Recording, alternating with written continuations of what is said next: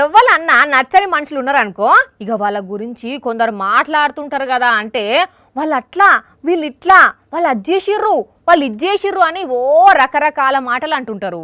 ఇంకా ట్రోల్స్ కూడా చేస్తుంటారు, వాళ్ళ తప్పులను ఎత్తి పొడుస్తుంటారు. అయితే ఆ సోంటోళ్లకు మన icon star Allu Arjun alias Pushparaj ఒక మంచి ముచ్చట చెప్పిండు. అదేంటి అని అంటే, నేను ఫ్యాన్స్ కలిసినప్పుడు ఇది fans and anti fans haters అందరికి కలిపి నేను ఎప్పటి నుంచి ఒక మాట చెప్తాను. హైదరాబాద్ యూసఫ్ గూడల అభిమానులను కలిసిన అల్లు అర్జున్ ఇట్లా ఫ్యాన్స్ గురించి మాట్లాడుకుంటా నేను ఫ్యాన్స్ గురించి యాంటీ ఫ్యాన్స్ గురించి ఒక మాట చెప్దాం అనుకుంటున్నా అని ఇక ఏం చెప్పిండంటే, టైం అనుకోండి, ఎనర్జీ అనుకోండి, ఏమని అనుకోండి, మీకు 1 డే ఉంటుంది.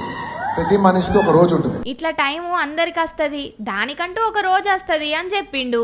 అంతేకాదు, నీకు ఎవడో నచ్చలేదా వాడిని నేను హేట్ చేసి వాడిని నువ్వు ట్రోల్ చేసి నీ టైం నువ్వు వేస్ట్ చేసుకోవద్దు. నచ్చలేదా వదిలే, నీ 1% కూడా నువ్వు ఖర్చు పెట్టద్దు. ఇన్నారు కదా, నచ్చనోళ్ళ గురించి పట్టించుకోకుండ్రి, వాళ్ళ గురించి అస్సలకే ఆలోచించకుండ్రి, టైం వేస్ట్ చేసుకోకుండ్రి అని చెప్పిండు.